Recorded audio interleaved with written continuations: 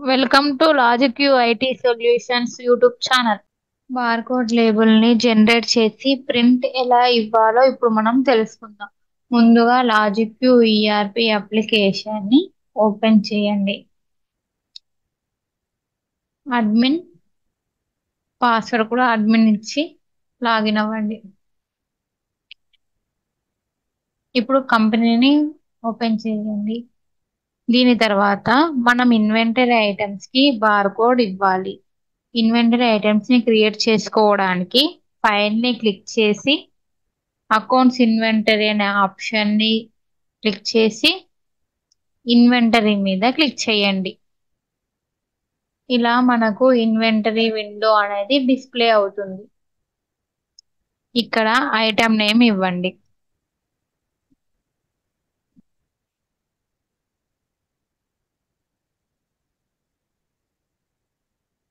Silk sari units ఏ category కిందకి వస్తుందో ఆ కేటగిరీని సెలెక్ట్ చేసుకోండి. GST reception code, quantity, purchase rate, MRP rate, wholesale price ఉంటే wholesale price, salesman price ఉంటే ఆ ప్రైజెస్ ఇచ్చిన తర్వాతకి మనకు బార్కోడ్ దగ్గర నెంబర్ 8 డిజిట్స్ లో ఇవ్వాలి.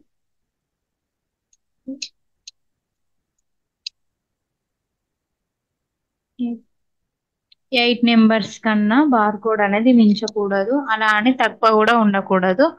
ఇది మళ్ళీ వచ్చేసి నెంబరింగ్ లో మాత్రమే ఇవ్వాలి. ఆల్ఫాబెట్స్, స్పెషల్ క్యారెక్టర్స్ ని యూజ్ చేయవద్దు. ఈ బార్కోడ్ ని ఇచ్చిన తర్వాతకి ఈ ఐటమ్ ని సేవ్ మీద క్లిక్ చేసి సేవ్ చేసుకోండి. ఇప్పుడు బార్కోడ్ లేబుల్ ఎలా ప్రింట్ చేయాలో చూద్దాం. యూటిలిటీస్ మెనూను క్లిక్ చేయండి. బార్కోడ్ లేబుల్ అనే ప్రింటింగ్ మీద క్లిక్ చేయండి. ఇలా మనకు బార్కోడ్ లేబుల్ ప్రింటింగ్ అనే విండో అనేది కనిపిస్తుంది. మనం ఐటమ్ ని జనరేట్ చేయడానికి ముందే మనం బార్కోడ్ లేబుల్ ని సెట్టింగ్ చేసుకోవాలి. బార్కోడ్ లేబుల్ సెట్టింగ్స్ అనే ట్యాబ్ ని క్లిక్ చేసి ఇక్కడ బార్కోడ్ లో మనకు లేబుల్లో మనకు ఏమి రావాలో ఇక్కడ ఈ అప్డేట్ ని చేస్తాము అన్నట్టు. ఇక్కడ మనకు కంపెనీ నేమ్, ఎన్ని లేబుల్స్ రావాలి అనేది ఆ number of pages copies, number of columns, మిగతా అన్ని ఫీల్డ్స్ ని అన్నింటినీ డిఫాల్ట్ గా పెట్టి కంపెనీ ప్రిఫిక్స్ దగ్గర కంపెనీ షార్ట్ కట్ ని ఇవ్వండి. ఇచ్చిన తర్వాతకి అప్డేట్ మీద క్లిక్ చేయండి. ఇలా బార్కోడ్ లేబుల్ సెట్టింగ్స్ ఫినిష్ అయిన తర్వాతకి బార్కోడ్ జనరేట్ అండ్ ప్రింట్ అనే ట్యాబ్ ని క్లిక్ చేయండి. ఇక్కడ మన యొక్క ప్రింటర్ ని సెలెక్ట్ చేసుకోండి. తర్వాతకి ఏ ఐటమ్ కి అయితే మనం బార్కోడ్ ప్రింటింగ్ ఇవ్వాలనుకుంటున్నామో ఆ ఐటమ్ ని సెలెక్ట్ చేయండి. బార్కోడ్ జనరేట్ చేసే ముందు మీరు బార్కోడ్ లో ప్రైజింగ్ అండ్ ఎక్స్పైరీ డేట్ అంటే ప్యాకింగ్ అండ్ ఎక్స్పైరీ డేట్ కూడా రావాలి అనుకుంటే ఎనేబుల్ డేట్స్ మీద క్లిక్ చేయండి. అలాగే హోల్సేల్ ప్రైస్ కూడా రావాలి అనుకుంటే ఎనేబుల్ మీద క్లిక్ చేసి జనరేట్ అనండి.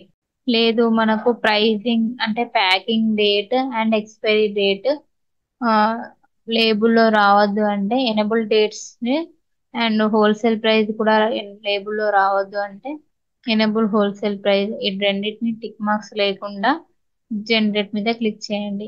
ఇలా పిఆర్ఎన్ జనరేటెడ్ సక్సెస్ఫుల్లీ ఇన్ ఎటు డాటా పాత్ అని వస్తే మన లేబుల్ అనేది సక్సెస్ఫుల్ గా జనరేట్ అయినట్టు. ఈ ఈ జనరేటెడ్ ఫైల్ ని కూడా మన యొక్క డాటా పాత్ లో మనం చెక్ చేసుకోవచ్చు. అదేలా కూడా నేను చెక్ చేసి చూపిస్తాను. కంపెనీ డాటా పాత్ అనేది మనం హెల్ప్ లో కంపెనీ ఇన్ఫర్మేషన్ దగ్గర మన డాటా అనేది ఎక్కడ ఉన్నది ఇక్కడ తెలుస్తుంది. పాత్ అక్కడికి వెళ్ళి పిఆర్ఎన్ ఫైల్ ని చెక్ చేద్దాం.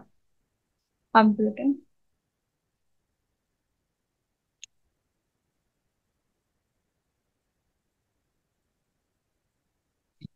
C users public logic to ERP data. ఇందులో బార్కోడ్ డ్రాఫ్ట్ పిఆర్ అని ఉంది కదా, ఇది వచ్చేసి మనం జనరేట్ చేసిన పిఆర్ఎన్ ఫైల్. ఇలా వస్తే మనం జనరేటెడ్ ఫైల్ అనేది కరెక్ట్ ఉన్నట్టు. అంటే మన దగ్గర ప్రింటర్ లేనప్పుడు ఈ విధంగా చెక్ చేసుకోవాలి లేబుల్ సెట్టింగ్ కరెక్ట్ అయిందా లేదా అనేది.